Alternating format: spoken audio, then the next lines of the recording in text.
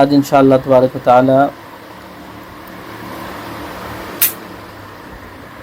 سورہ آل عمران کی آیت نمبر 156 سے پڑھنے کی کوشش کریں گے۔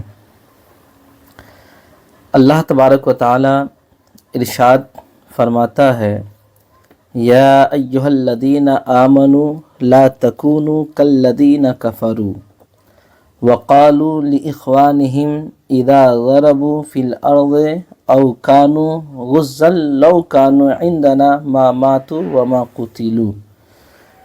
یہاں اللہ تبارک و تعالی ارشاد فرماتا یا ایھا الذین آمنوا۔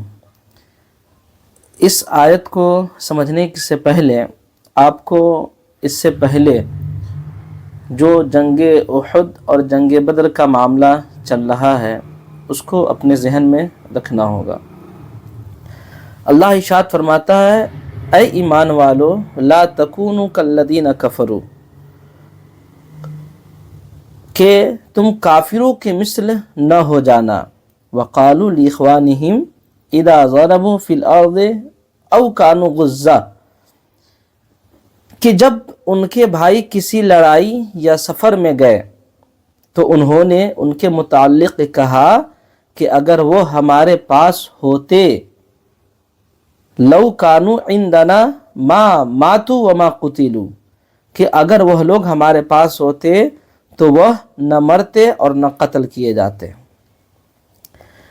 لیجعل اللہ ذلک حسرۃ فی قلوبہم، تاکہ اللہ اس قول کو ان کی حسرت کا سبب بنا دے۔ واللہ یحیی و یمیت، اور اللہ ہی زندہ کرتا ہے اور موت طاری کرتا ہے۔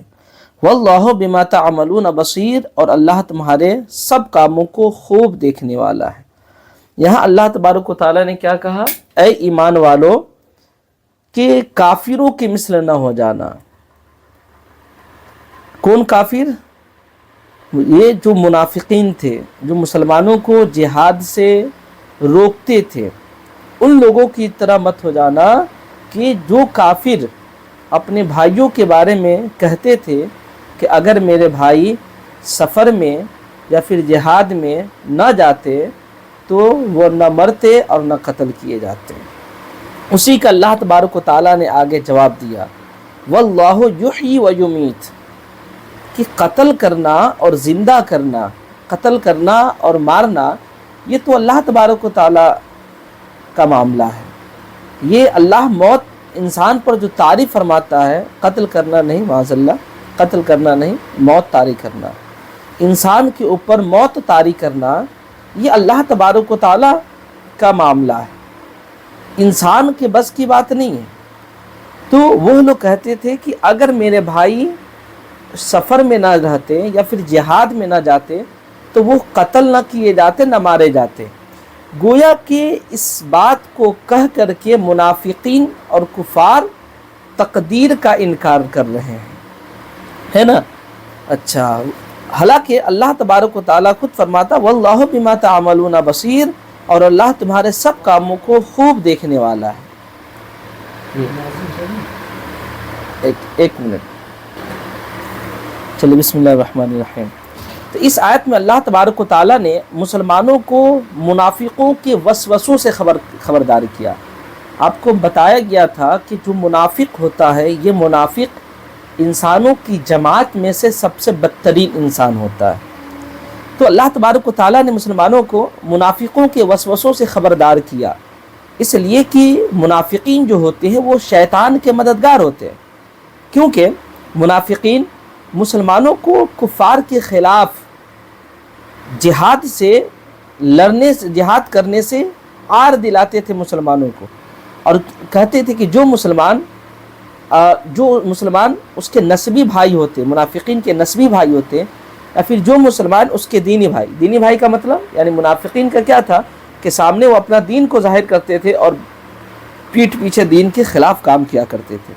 تو منافق بھی بظاہر کیا تھے؟ مسلمان تھے۔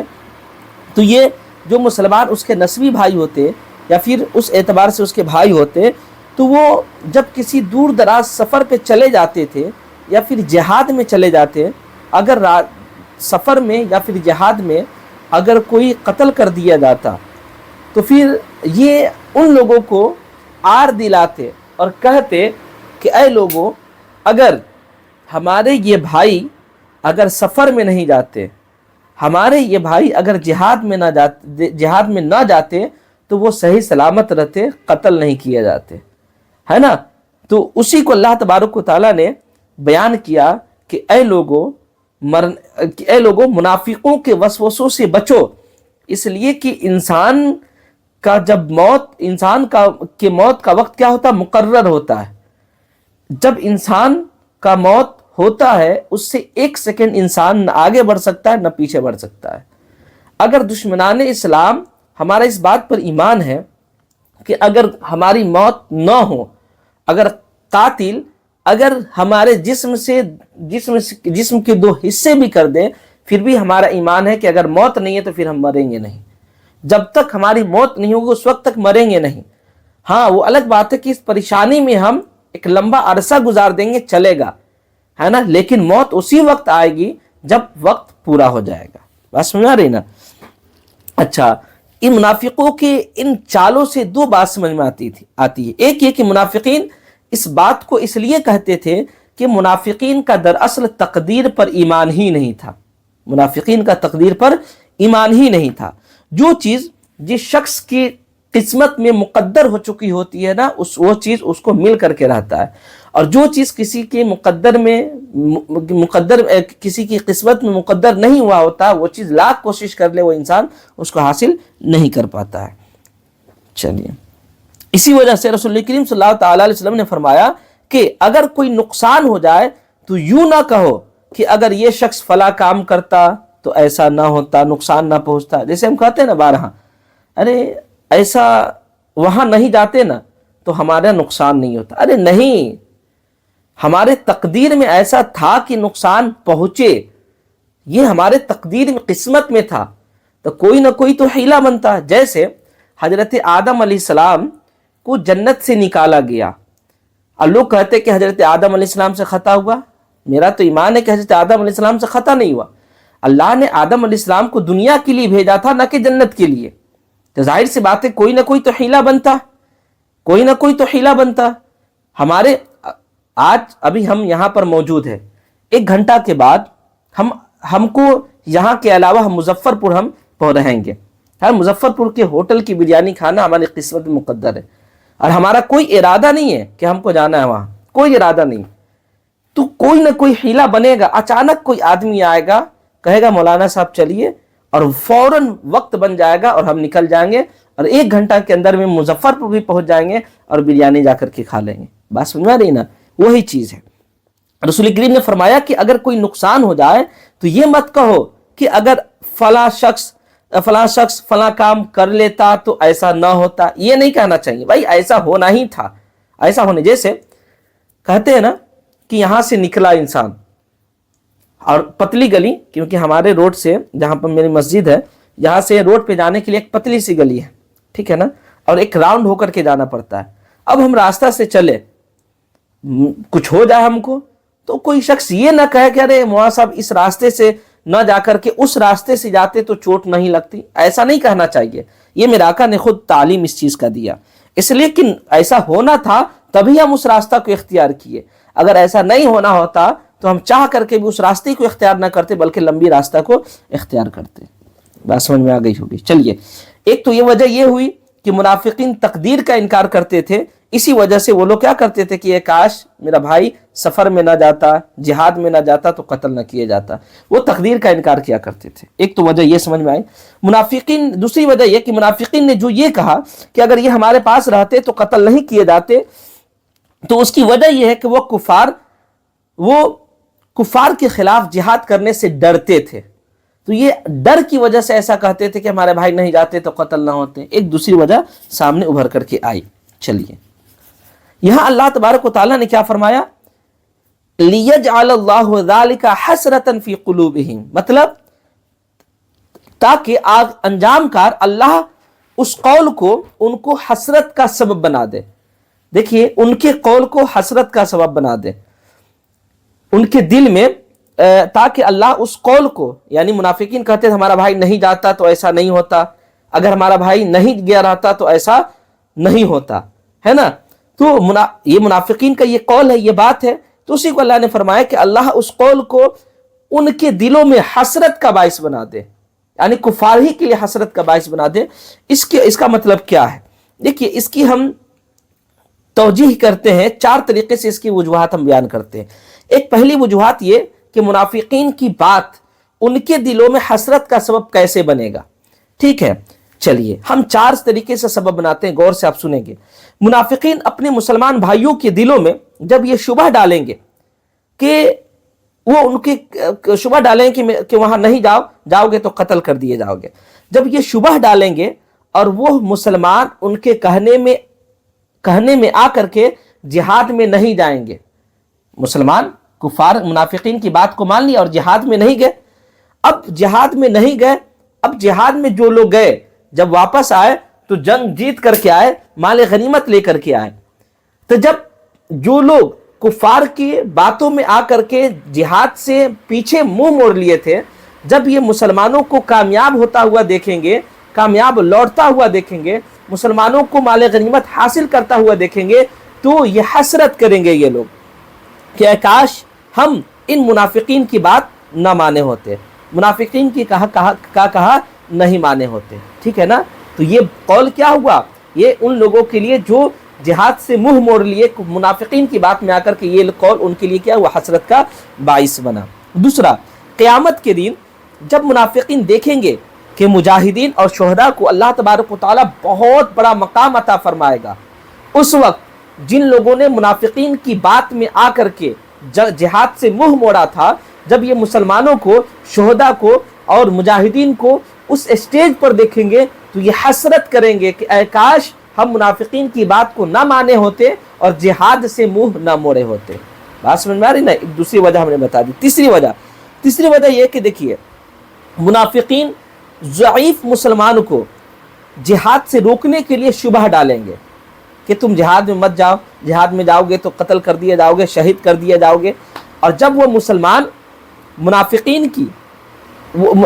مسلمان جہاد پر منافقین کی بات کو، منافقین کی شبہ میں پڑھ کر کے وہ جہاد میں نہیں جائیں گے تو وہ خوش ہوں گے کہ اچھا ہوا ہم جہاد میں نہیں گئے. لیکن بعد میں جب ان مسلمانوں پر منافقین کا مکر و فریب، اس کا شک و شبہ ڈالنا، اس کا دھوکہ جب مسلمانوں کے دلوں پر آیا ہوگا، اس وقت وہ ان سے، یعنی مسلمان ان منافقین سے بیزار ہو جائیں گے. پھر وہ منافقین حسرت سے کہیں گے اے کاش ہم نے یہ نہ کہا ہوتا. ٹھیک ہے نا. چوتھی چیز دیکھیں، چوتھی چیز یہ کہ یہ منافقین جب مسلمانوں کو جہاد کے تعلق سے شک و شبہ میں ڈالیں گے تو مسلمان اس کی بات کو نہیں مانیں گے. پھر وہ منافقین بار بار اس کو شبہ ڈالنے کی کوشش کریں گے، محنت کریں گے. آخر کار مسلمان منافقین کی بات کو نہ مان کر کے جہاد میں چلے جائیں گے، ہے نا. تو جہاد پر چلے جائیں گے تو منافقین کی کوشش جب برباد ہو جائے گی کہ یار ہم کوشش کر رہے تھے کہ مسلمان جنگ میں نہ جائے اور یہ جنگ میں چلا گیا، ہے نا. تو منافقین جب اپنی کوشش کو برباد ہوتا ہوا دیکھے گا تو حسرت بھری آواز میں کہے گا کہ اے کاش ہم جو ہے نا مسلمانوں کو شک و شبہ میں نہ ڈالے ہوتے. ٹھیک ہے نا. یہ 4 طریقے سے شک و شبہات ہوا. تو اسی کا مطلب، اس آیت کا مطلب یہی ہے لِيَجْعَلَ اللَّهُ ذَلِكَ حَسْرَةً فِي قُلُوبِهِمْ، کہ اللہ اس قول کو ان کی حسرت کا سبب بنا دے. تو 2 حسرت کا سبب میں نے مسلمانوں کے تعلق سے بتایا اور 2 حسرت کا سبب کفار مشرکین کے، منافقین کے تعلق سے بتایا. واللہ یحیی و یمیت، اور اللہ تبارک و تعالیٰ ہی موت طاری کرتا ہے اور اللہ تبارک و تعالیٰ ہی زندہ کرتا ہے. واللہ بما تعملون بصیر، اور اللہ تبارک و تعالیٰ تمہارے کاموں کو جانتا ہے. وَلَئِن قُتِلْتُمْ فِي سَبِيلِ اللَّهِ، اب دیکھیے جو لوگ جہاد میں چلے گئے، چوتھی شک، یعنی منافقین شک و شبہ میں ڈال رہے تھے لیکن یہ مسلمان اس کے شک و شبہ میں نہ پڑھ کر کے جہاد میں چلے گئے. اب دیکھیے اس کا مطلب वलइन कुतिलतुम फी सबीलिल्लाह औ मुत्तुम लमगफिरतुम मिनल्लाह व रहमतुन खैरुम मिम्मा यजमऊन, और अगर तुम अल्लाह की राह में कत्ल किए जाओ या तुम पर मौत तारी हो जाए, लमगफिरतुम मिनल्लाह व रहमतुन खैरुम मिम्मा यजमऊन, तो यकीनन अल्लाह तबारक व तआला की जानिब से मगफिरत और रहमत उन चीज़ों से बेहतर है जिनको वह लोग जमा करते हैं। यहाँ देखिए, जो लोग अल्लाह की राह में जिहाद करने के लिए निकल गए, है ना, और अगर वो अल्लाह की राह में कत्ल कर दिए गए या अल्लाह की राह में वो इंतकाल कर गए, तो अल्लाह तबारक व तआला ने दो चीज़ कहा यहाँ पर कि अगर ऐसा हो जाए, मुजाहिदीन को ऐसा हो जाए कि वो कत्ल कर दिए जाए, तो दो चीज़ अल्लाह ने फरमाया, लमगफिरतुम मिनल्लाह व रहमा, कि अल्लाह के जानिब से मगफिरत है और रहमत है। अब अल्लाह की रहमत और मगफिरत उन चीज़ों से बेहतर है, खैरुम मिम्मा यजमऊन, जिसको वह लोग जमा करते हैं। दो चीज़ हो गया, अल्लाह की जानिब से मगफिरत और रहमत।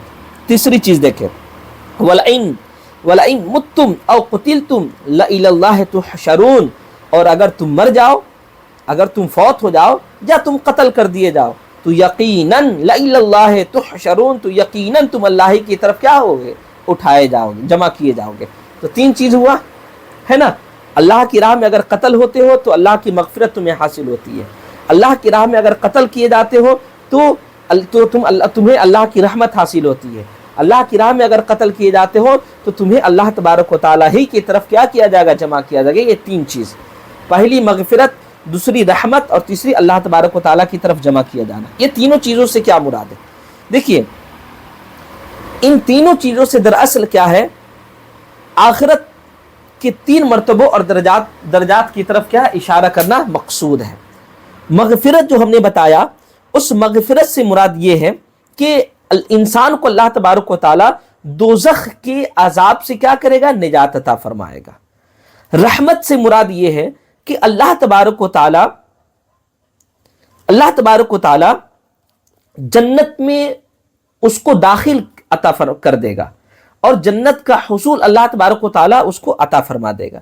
तो रहमत से जन्नत का दुखूल मुराद है और मगफिरत से जहन्नम से आज़ादी मुराद है। ठीक है ना, ये दो चीज़ हुआ। और तीसरी चीज़ ये हुआ कि अल्लाह की तरफ जो जमा किए जाओगे, तीसरी चीज़ से मुराद ये है कि तुम्हें अल्लाह तबारक व तआला की रज़ा भी हासिल होगी और अल्लाह तबारक व तआला से तुझे मुलाकात का शरफ भी हासिल होगा, अल्लाह का दीदार भी तुझे हासिल होगा। तीन चीजें मैंने बता दी, तीनों से मुराद क्या क्या है समझ गए आपने। अच्छा, कुछ लोग जो अल्लाह तबारक व तआला की इबादत करते हैं, तो इबादत करने का कई कैटेगरी लोगों के सामने नजर आता है।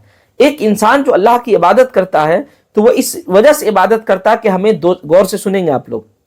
एक इंसान जो अल्लाह तबारक व तआला की इबादत करता है वो इसलिए इबादत करता है कि हमें अल्लाह तबारक व तआला जहन्नम से के अजाब से अल्लाह हमें बचाएगा। ये क्या है, ये पहला दर्जा है, इबादत का पहला दर्जा है।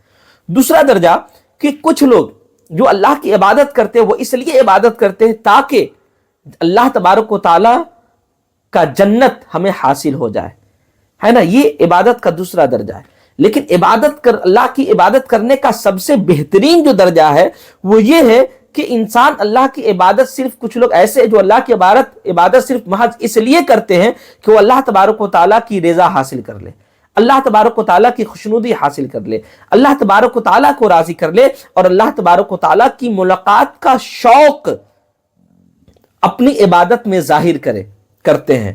ठीक है ना। तो ये जो है ये इबादत का सबसे बुलंद मर्तबा है। एक तो मैंने बता दिया कि पहली जो इंसान, कुछ लोग अल्लाह की इबादत करते इसलिए कि जहन्नम से आज़ादी के लिए। दूसरा, अल्लाह की इबादत इंसान इसलिए करता है कि जन्नत हासिल हो जाए।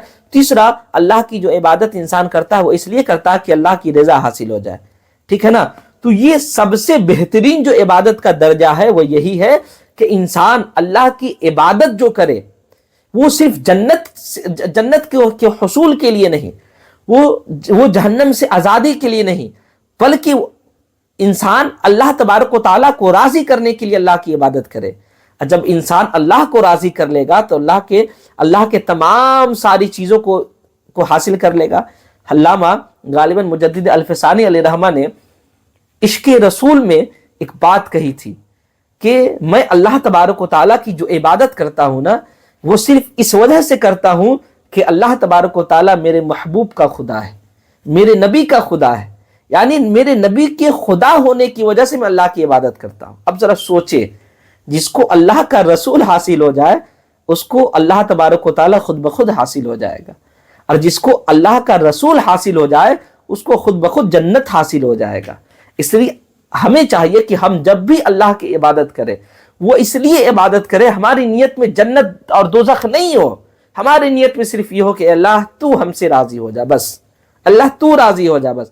جب اللہ تو راضی ہو جائے گا تو دنیا کی ساری دولت، دنیا تو دور کی بات، آخرت کی ساری دولت ہمیں حاصل ہو جائے گا۔ چلیے یہ ہم نے بتایا آپ کو، آگے دیکھیں۔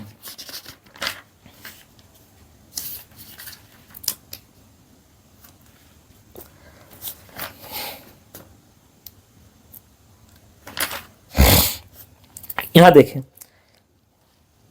اچھا اس کا مطلب یہ نہیں کہ انسان جو ہے، چلیے شکریہ جزاک اللہ خیرہ، اس کا مطلب یہ نہیں کہ انسان جنت کا طلبگار ہی نہیں ہے، ایسا بھی نہیں ہونا چاہیے، دعا بھی کرنا چاہیے کہ اللہ آخرت کے عذاب سے ہمیں بچائے، ایسا بھی ہونا چاہیے، لیکن محض جو ہے نا انسان جو اللہ کی عبادت کرے نا تو وہ صرف اور صرف یاد الہی میں عبادت کرے، ہے نا، کیونکہ حضور صلی اللہ تعالیٰ علیہ وسلم سے بہت سارے حدیث ایسے ثابت ہیں کہ جس میں یہ ثابت ہے کہ بھائی کہ جنت کے حصول اور دوزخ کے عذاب سے کیا ہے، نجات کا ہے۔ تو جیسے دیکھ لیں آپ، حدیث پاک دیکھ لیں کہ ابو ہریرہ رضی اللہ تعالیٰ عنہ بیان کرتے ہیں کہ میں نے سنا رسول اللہ کریم صلی اللہ تعالیٰ علیہ وسلم نماز میں یہ دعا کرتے تھے کہ اے اللہ میں قبر کے فتنہ اور دجال کے فتنہ اور زندگی اور موت کے فتنہ اور جہنم کی گرمی سے تیری پناہ میں آتا ہوں۔ اس طریقے سے بھی انسان کو دعا کرنا چاہیے، ہے نا۔ اب انسان بیمار ہو، ٹھیک ہے، انسان کا تقویٰ ہے کہ وہ صرف اور صرف اللہ کو یاد کرتا رہے، لیکن انسان اپنی بیماریوں سے شفا کے لیے بھی اللہ سے دعا کیا کرتا ہے، انسان مانگ سکتا ہے۔ چلیے حضرت انس بن مالک رضی اللہ تعالیٰ عنہ بیان کرتے ہیں کہ رسول کریم صلی اللہ تعالیٰ علیہ وسلم نے فرمایا، جس شخص نے 3 مرتبہ اللہ تبارک و تعالیٰ سے جنت کا سوال کیا ہے نا، تو جنت دعا کرتی ہے اے اللہ اس کو جنت میں تو داخل کر دے، اور جس شخص نے 3 مرتبہ دوزخ سے پناہ مانگی تو دوزخ دعا کرتی ہے اے اللہ اس کو دوزخ سے تو پناہ میں رکھ۔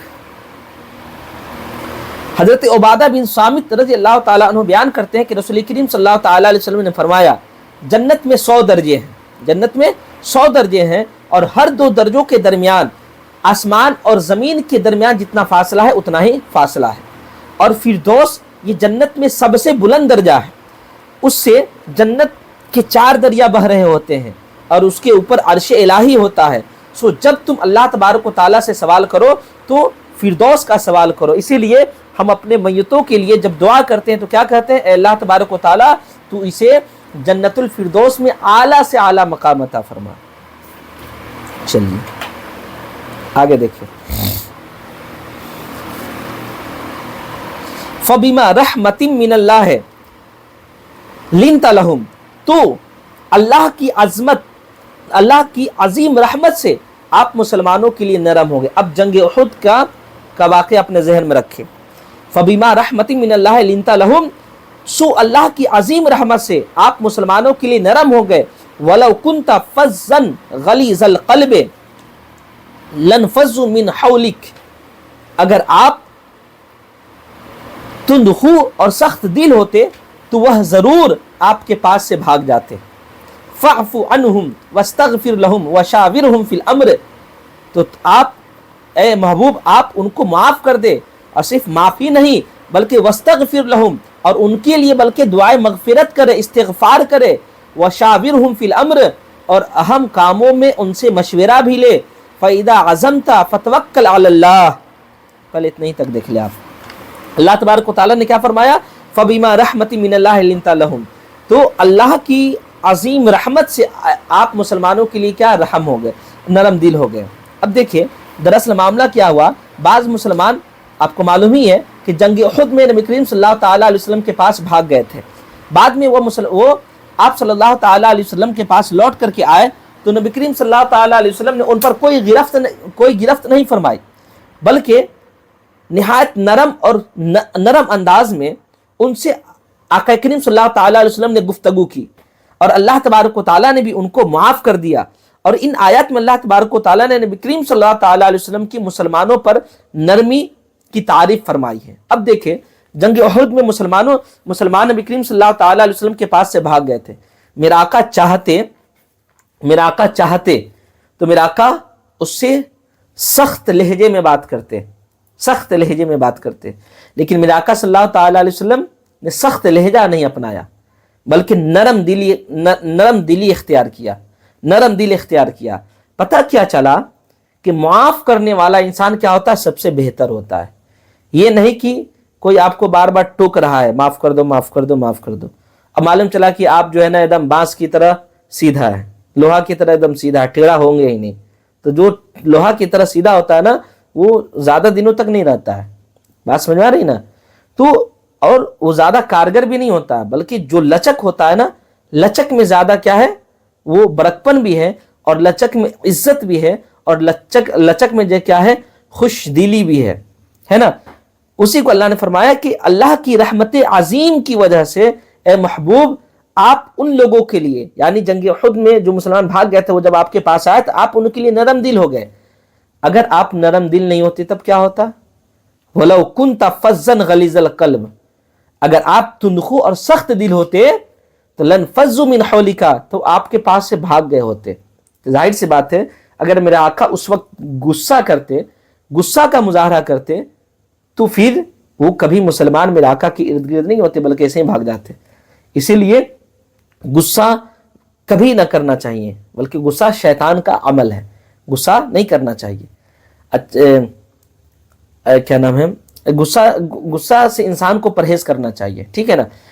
अच्छा, दूसरी ये कि इससे ये भी पता चला कि जब इंसान को अपनी गलती का जब एहसास हो जाए और उसके बाद जब इंसान किसी के पास जाए तो अगर वो माफी मांगे तो बेहतर यह है कि उसको माफ कर दिया जाए, यही बेहतर तरीका है। अब मेरे आका ने मेरा अल्लाह तबारक व तआला ने क्या फरमाया? जब मेरे आका नरम दिल हुए तो अल्लाह ने क्या फरमाया? फाफु अनहुम, ए महबूब आप उनको माफ कर दे। नरम दिल ही से काम नहीं चलेगा, बल्कि आप उनको माफ कर दे। और ए महबूब सिर्फ माफी नहीं, बल्कि वस्तगफिर लहुम, आप उनके लिए दुआ इस्तिगफार भी करें। और इतना ही नहीं, वशाविरहुम फिल अम्र, कि ए महबूब आप अहम कामों में उनसे मशवरा भी ले। कितनी बेहतरीन तालीम है एक उम्मत मुस्लिमा के लिए, एक मुसलमान के लिए कितनी बेहतरीन तालीम है इस कुरान मुक़द्दस की इस इबारत से, कि अगर कोई इंसान आपके पास, ठीक है, आपसे बदतमीजी किया, आपको नाराज किया, आपको तकलीफ पहुंचाया, सब कुछ किया, आपको छोड़ करके आपके दुश्मनों के पास चला गया, ठीक है ना।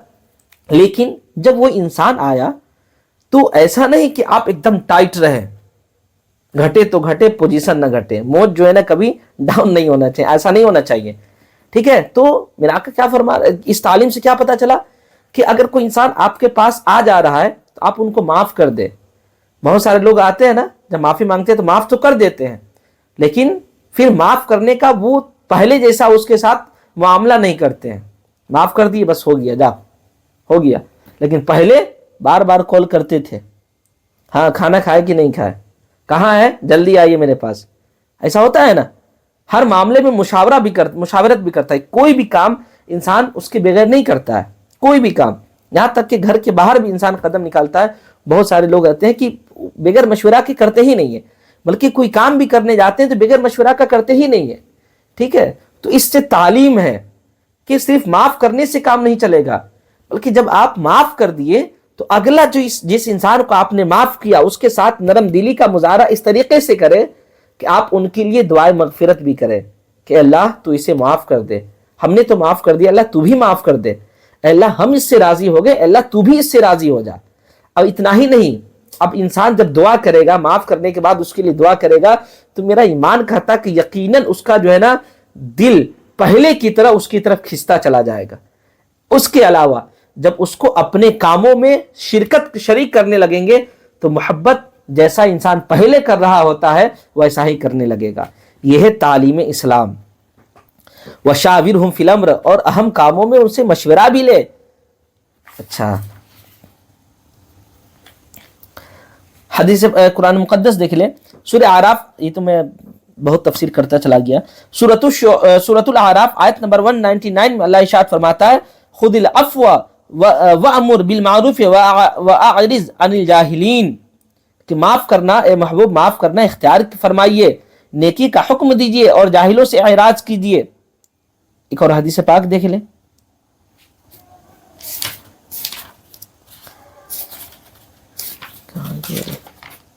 حدیث پاک دیکھ لیں. حضرت ابو ہریرہ رضی اللہ تعالیٰ عنہ بیان کرتے ہیں کہ رسول کریم صلی اللہ تعالیٰ علیہ وسلم نے فرمایا صدقہ مال میں کمی نہیں کرتا ہے. بندے صدقہ انسان کرتا ہے تو صدقہ کرنے سے مال میں کمی نہیں ہوتی ہے، اور بندے کو معاف کرنے سے اللہ تبارک و تعالیٰ اس کی عزت کو اور زیادہ بڑھا دیتا ہے. اور جو شخص بھی اللہ کی رضا کے لیے عاجزی اختیار کرتا ہے اللہ کو راضی کرنے کے لیے، تو اللہ تبارک و تعالیٰ اس کا درجہ بلند کر دیتا ہے. اس حدیث پاک سے کیا پتا چلا کہ صدقہ انسان کرتا ہے، مال میں اللہ کمی نہیں کرتا ہے. اور کوئی انسان کسی کو معاف کر دیتا ہے نا، تو معاف کر دینے کی وجہ سے اللہ اس کی عزت کو اور زیادہ بڑھا دیتا ہے. چلیے، اسی لیے معاف کرنا یہ ہر انسان کے اندر ہونی چاہیے. کیونکہ اس لیے کہ جب ہم ایک بندہ کو ہم اگر معاف نہیں کرتے ہیں تو جو بندے کا خدا ہے وہ ہم کو معاف کر دے، یہ کیسے امید آپ رکھ سکتے ہیں؟ کیسے امید رکھتے ہیں آپ بندے کو معاف تو کریں. جب آپ بندے کو معاف کریں گے تو بندے کا جو خدا ہے نا، بندے کا خدا بھی آپ کو معاف کر دے گا. حضرت عائشہ فرماتی ہیں کہ نبی کریم صلی اللہ تعالی علیہ وسلم کو جو بھی تکلیف پہنچائی گئی آپ نے اس کا کبھی بدلہ نہیں لیا، حتیٰ کہ اللہ کی حدود کو توڑا جائے تو پھر آپ اللہ تبارک و تعالیٰ کی وجہ سے انتقام لیتے تھے. یعنی میرے آقا صلی اللہ تعالی علیہ وسلم اپنی ذات کے لیے کسی سے بدلہ نہیں لیتے تھے کہ ہم کو اس نے تکلیف پہنچا دی، ہم کو اس نے مار دیا، ہمارے بارے میں اس نے برا بھلا کہا. میرا آقا اس کی وجہ سے، اپنی ذات کی وجہ سے کسی سے بدلہ نہیں لیتے، بلکہ بدلے لینے کی بات آتی، انتقام لینے کی بات آتی تو میرا آقا اس وقت انتقام لیتے کہ جب اللہ کی حدود کی بات آتی، شریعت کی بات آتی، تب وہ اللہ کے رسول صلی اللہ تعالی علیہ وسلم انتقام لیا کرتے تھے. یہ صفت بھی آقا کریم صلی اللہ تعالی علیہ وسلم کی یہ صفت بھی انسان کے اندر کیا ہونی چاہیے.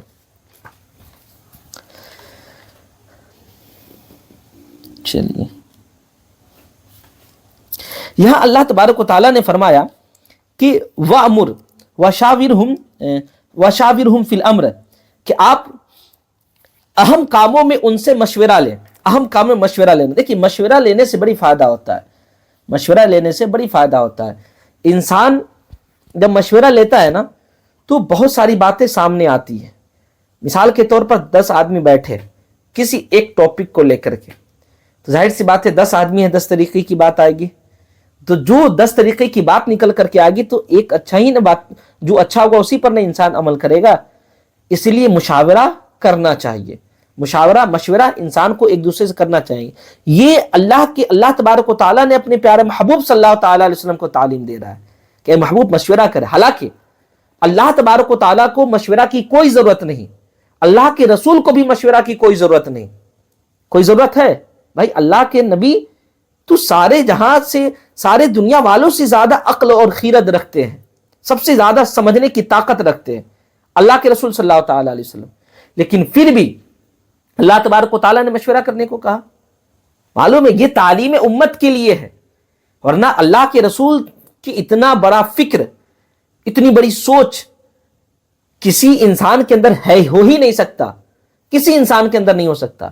میرے آقا کو مشورہ کرنے کی کوئی ضرورت نہیں، لیکن پھر بھی میرے آقا نے مشورہ کیا، وہ صرف اور صرف تعلیم امت کے لیے کہ اے امت مسلمہ، تم جب بھی کوئی کام کرو نا تو تم مشاورت کرو، مشورہ کرو، اس لیے کہ مشورہ کرنے میں ہی بھلا ہے.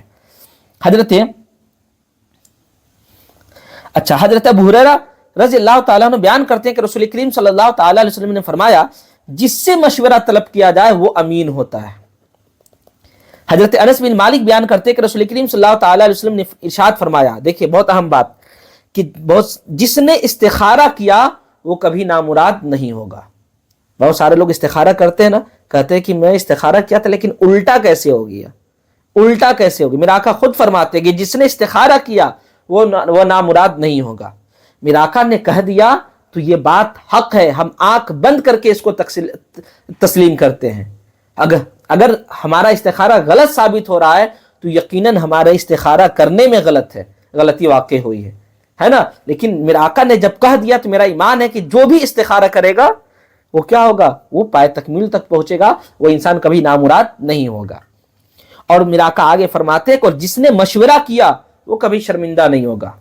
مشورہ کرنے والا کبھی رسوا نہیں ہوتا ہے, کبھی شرمندہ نہیں ہوتا ہے. اس لیے ہر کام میں آپ ایک دوسرے سے مشورہ لیا کریں.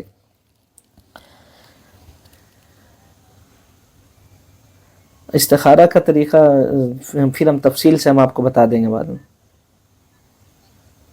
ٹھیک, بعد میں بتاتے ہیں انشاءاللہ, ٹھیک ہے. اچھا, کیونکہ پھر یہ کہیں گے تو پھر درس قرآن بھی مکمل نہیں ہو پائے گا. چلیے, وہ جس نے میانہ روی اختیار کیا, تیسرا پارٹ, اور جس انسان نے میانہ روی یعنی درمیانہ چال رکھا وہ کبھی کنگال نہیں ہوگا. مثال کے طور پر ہمارے پاس 1 کروڑ روپیہ ہے. کتنا؟ 1 کروڑ روپیہ. 1 کروڑ ہوگا تو آدھے گنڈا ہمارے پیچھے لگ جائے گا, ہے نا. تو خیر, اگر ہمارے پاس 1 کروڑ ہو گیا تو ایسا نہیں کہ چلو مارکیٹ میں چلتے ہیں ابھی 10 لاکھ ختم کر کے آ جاتے ہیں, مارکیٹ میں چلتے ہیں کل لے 20 لاکھ ختم کر کے آ جاتے ہیں. نہیں, بلکہ میانہ روی کا مطلب یہ ہے کہ جتنی ضرورت ہو اس کے حساب سے انسان کام کرے, اسی کو میانہ روی کہتے ہیں.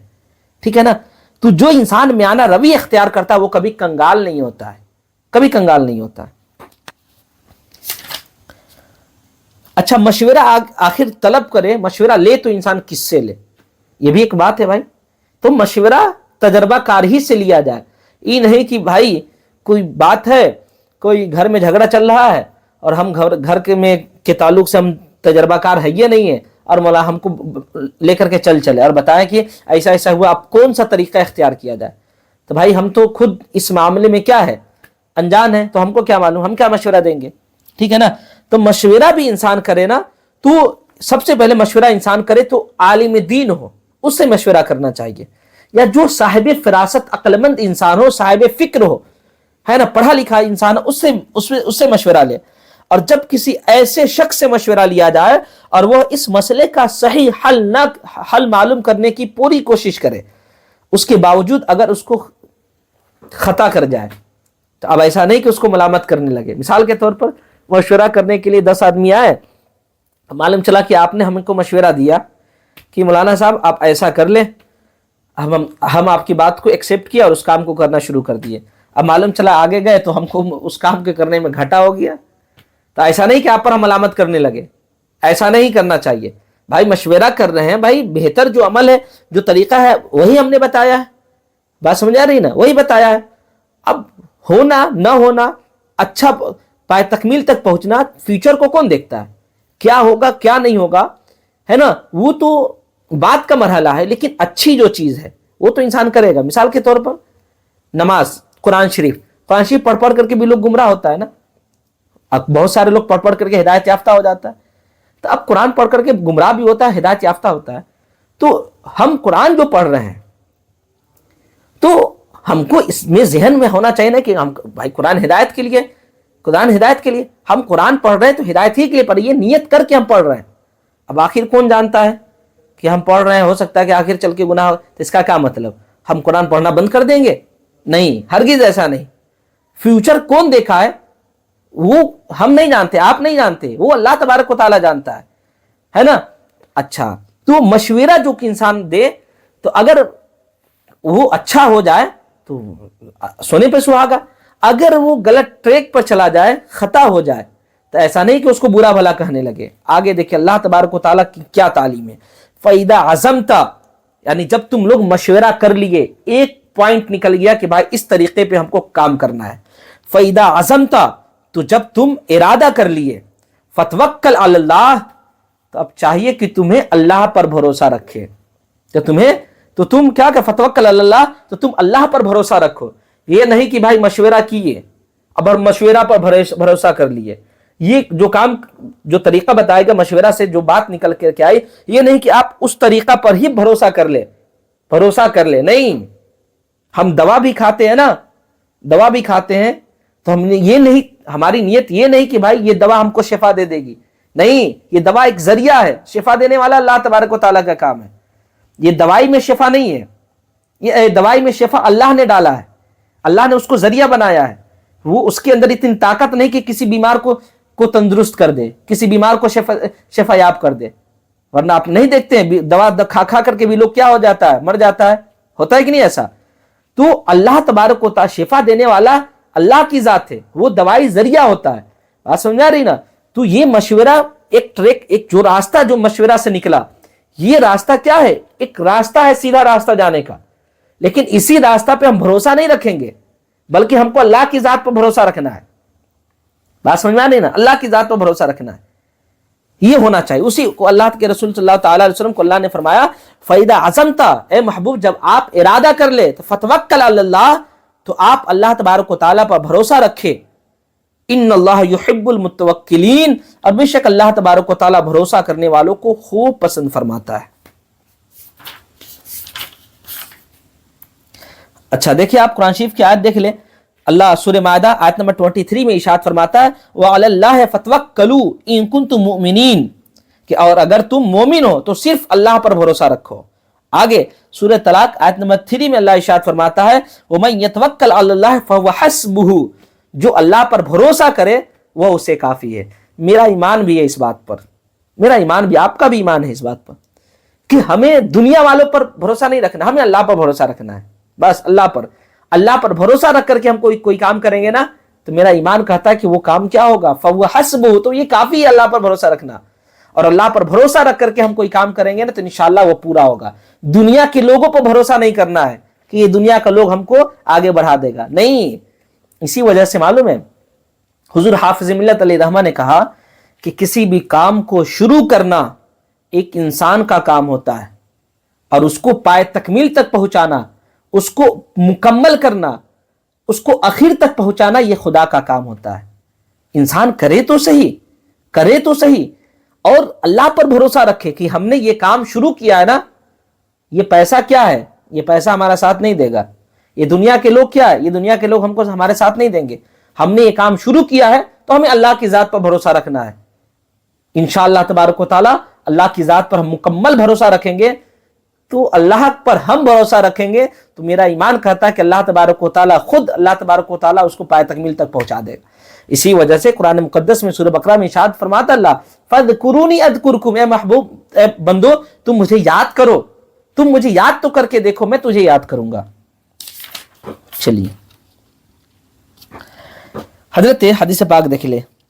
حضرت عمر بن خطاب رضی اللہ تعالیٰ عنہ بیان کرتے ہیں کہ رسول کریم صلی اللہ تعالیٰ علیہ وسلم نے فرمایا اگر تم اللہ پر کما حقہ توکل کرو تو تم کو اس طرح رزق دیا جائے گا جس طریقے سے پرندوں کو رزق دیا جاتا ہے. بتائیے، وہ صبح کو بھوکے نکلتے ہیں اور شام کو پیٹ بھر کر کے لوٹتے ہیں، ہے نا. یہ کام ہم گھر سے نکلتے ہیں روزی کی تلاش میں اور سوچتے ہیں کہ بھائی نکلتے ہیں کام پر بھروسہ رکھتے ہیں کہ کام ہوگا تو ہمیں پیسہ ملے گا. ارے بھائی کام پر بھروسہ نہیں رکھنا، ہم کو اللہ کی ذات پر بھروسہ رکھنا ہے. اللہ کی ذات پر چڑیا بھروسہ رکھ کر کے نکلتی ہے، اس کے ہاتھ پاؤں میں کچھ نہیں ہوتا ہے، وہ بھوکے نکلتی ہے لیکن جب لوٹتی ہے نا تو وہ شکمشیر ہوتی ہے. بات سمجھا نہیں نا؟ چلیے دوسری حدیث دیکھیں. حضرت عبداللہ ابن مسعود رضی اللہ تعالیٰ عنہ بیان کرتے کہ رسول کریم صلی اللہ تعالیٰ علیہ وسلم نے فرمایا جس شخص کو تنگی اور فقر لاحق ہو، یعنی محتاجی لاحق ہو، اور وہ اس کو لوگوں کے سامنے پیش کرے، اس کا فقر و فاقہ کبھی ختم نہیں ہوگا. اور جس شخص کو فقر اور وہ فاقہ لاحق ہو، وہ اللہ کے سامنے اپنی حاجت بیان کرے تو قریب ہے کہ اللہ تبارک و تعالیٰ اس کو جلد رزق عطا فرما دے گا. یہ حقیقت ہے. آپ دنیا والوں پر بھروسہ کر کے آپ کہیں گے کہ بھائی دنیا والوں پر بھروسہ کہیں گے کہ ہمارا بہت غریب ہو گئے ہیں، ہم بہت غریب ہو گئے، ہم کو پیسہ اتنا ہوتا تو ہم مالدار ہو جاتے ہیں. تو دنیا والوں پر اگر اپنی محتاجی کو ظاہر کریں گے نا تو یہ دنیا والے آپ کو کبھی سہارا نہیں دیں گے اور کبھی آپ کی محتاجگی کو دور نہیں کر سکتے ہیں. لیکن اللہ کی ذات پر اگر بھروسہ رکھیں گے نا تو اللہ تبارک و تعالیٰ بہت جلد آپ کے اندر سے آپ کی محتاجی کو دور فرما دے گا. تو بھروسہ کا معنی یہی ہے کہ انسان اپنا سارا معاملہ اللہ تبارک و تعالیٰ کے سپرد کر دے، A to Z معاملہ اللہ کے سپرد کر دے اور اسی پر اللہ تبارک و تعالیٰ پر بھروسہ کرے، انشاءاللہ آپ کا کام بہت جلدی پورا ہو جائے گا۔ حضرت انس بن مالک رضی اللہ تعالیٰ عنہ بیان کرتے ہیں کہ رسول کریم صلی اللہ تعالیٰ علیہ وسلم کو 3 پرندے ہدیے دیے گئے۔ آپ نے ایک پرندہ کو کھا لیا اور آپ کی خادمہ نے 2 پرندے چھپا کر کے رکھ دیے۔ صبح آپ کے سامنے 2 پرندے پیش کیے تو رسول کریم صلی اللہ تعالیٰ علیہ وسلم نے فرمایا، اے خادمہ، کیا میں نے تم کو کل کے لیے کوئی چیز رکھنے سے منع نہیں کیا تھا کہ تم نے رکھ لی ہے؟ اللہ تبارک و تعالیٰ ہر روز کا رزق عطا فرماتا ہے۔ پتہ کیا چلا کہ انسان کو بھروسہ رکھنا چاہیے اللہ کی ذات پر، بس اللہ کی ذات پر۔ یہ نہیں کہ آج ہمارے پاس 1 لاکھ روپیہ ہے، چلو اس کو خرچہ کر دیے، ہے نا، ایسا نہیں کرنا چاہیے انسان کو۔ یہ بھی نہیں کرنا چاہیے کہ ہمارے پاس ہے چلو اسی کو ختم کر دے، اور یہ بھی نہیں کرنا چاہیے کہ ہمارے پاس 1 گلاس پانی ہے پینے کے لیے، بھوک پیاس مٹانے کے لیے، ہے نا، آدھا پی لیا آدھا کل کے لیے رکھ دی، ایسا بھی نہیں کرنا چاہیے، گویا کہ آپ کو اللہ پر بھروسہ نہیں ہے۔ جب اللہ تبارک و تعالیٰ آسمان اور زمین کے درمیان اڑتے ہوئے پرندوں کو اللہ تبارک و تعالیٰ بھوکا پیاسا نہیں رکھتا ہے، تو آپ تو زمین پر رہنے والے اشرف المخلوقات، آپ کو اللہ تبارک و تعالیٰ بھوکا پیاسا کیسے رکھ سکتا ہے؟ چلیے آگے دیکھ، اللہ تبارک و تعالیٰ فرماتا ہے اِن يَنْصُرْكُمُ اللَّهُ فَلَا غَالِبَ لَكُمْ، اور اگر اللہ تبارک و تعالیٰ تمہاری مدد کرے فَلَا غَالِبَ لَكُمْ، تو تم پر کوئی غالب نہیں آئے گا۔ ظاہر سی بات ہے، جس کا اللہ ہو جائے، جس کے ساتھ اللہ ہو جائے، دنیا کی پوری طاقت مل کر کے چاہے اس کو ہرا سکے تو کبھی نہیں ہرا سکتا۔ بات سمجھا رہی ہے؟ کبھی نہیں ہرا سکتا۔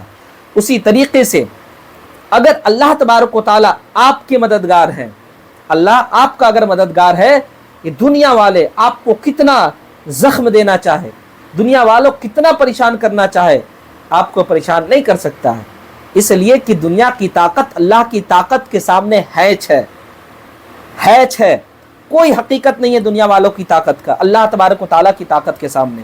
بات سمجھ میں آ رہی نا؟ تو اللہ تبارک و تعالیٰ جس کا مددگار ہو جائے، یہ دنیا والے لاکھ چاہے گرانا، وہ نہیں گرا سکتا۔ وَإِن يَخْذُلْكُمْ فَمَنْ ذَا الَّذِي يَنْصُرُكُمْ مِنْ بَعْدِهِ، اور اگر وہ تمہیں بے سہارا چھوڑ دے، اگر اللہ تبارک و تعالیٰ تم کو بے سہارا چھوڑ دے تو فَمَنْ ذَا الَّذِي يَنْصُرُكُمْ مِنْ بَعْدِهِ، تو اس کے بعد یعنی اللہ کے بعد کون ہے جو تیری مدد کرے گا؟ ظاہر سی بات ہے، اگر اللہ تبارک و تعالیٰ تم کو ایسا ہی چھوڑ دے تو دنیا کا کوئی ہے انسان جو تمہاری مدد کر سکے؟ نہیں۔ اللہ اگر آپ کو رسوا کرنا چاہے نا، یہ دنیا کی پوری طاقت مل کر کے آپ کی عزت بڑھانے کی کوشش کرے، کبھی نہیں بڑھا سکتا۔ اگر آپ اللہ تبارک و تعالیٰ آپ کو ذلیل و رسوا کرنا چاہے، بات سمجھ میں آ رہی نا؟ تو اسی طریقے سے اللہ تبارک و تعالیٰ آپ کا ساتھ چھوڑ دے، دنیا والے لاکھ آپ کی مدد کرنے کی کوشش کرے، مدد نہیں کر سکتے۔ اگر مدد کرنے کی بات آتی تو آپ کو معلوم ہے فرعون کو حضرت موسیٰ علیہ السلام کے زمانے میں سمندر میں کیا کر دیا گیا؟ ڈبو دیا گیا، سمندر میں ڈبو دیا گیا۔ اب سوچے تو صحیح، حضرت لوط علیہ السلام، ان کی قوم کو اللہ تبارک و تعالیٰ پرندوں کے ذریعے سے ہلاک کر دیا۔ اب سوچے کہ اللہ تبارک و تعالیٰ کسی کا ساتھ چھوڑ دے، اللہ تبارک و تعالیٰ اگر کسی کا مددگار نہیں تو پھر یہ دنیا کی طاقت کیا ہے؟ کوئی کچھ نہیں کر سکتا۔ اگر دنیا کی طاقت اللہ کے سامنے، دنیا کی طاقت کی کوئی حیثیت ہوتی، یا دنیا کی طاقت اللہ تبارک و تعالیٰ کے مقابلے میں کچھ کام آ سکتا تو یقیناً فرعون کو اس کی طاقت ضرور کام آتا، فرعون کو اس کے مال و دولت ضرور کام آتے۔ پتہ کیا چلا؟ اللہ آپ کا مددگار ہے تو پھر ساری دنیا آپ کا مخالف بھی ہو جائے، نو پرابلم، اور اگر اللہ تبارک و تعالیٰ آپ کا مخالف ہے، ساری دنیا آپ کا موافق ہو جائے، پھر بھی کوئی فائدہ نہیں۔ وَعَلَى اللَّهِ فَلْيَتَوَكَّلِ الْمُؤْمِنُونَ، اور مومنوں کو اللہ پر ہی توکل کرنا چاہیے۔ ظاہر سی بات ہے، ہم مومن ہیں، ہم ایمان والے ہیں، ہمیں چاہیے کہ ہم اللہ تبارک و تعالیٰ کی ہی ذات پر بھروسہ کریں، دنیا کی نہ مشورہ پر ہم بھروسہ کریں، نہ دنیا کی جاہ و جلال پر ہم بھروسہ کریں، نہ دنیا کی طاقت پر بھروسہ کریں، بلکہ ہمیں بھروسہ کرنا ہے تو صرف اور صرف رب کائنات پر بھروسہ کرنا ہے۔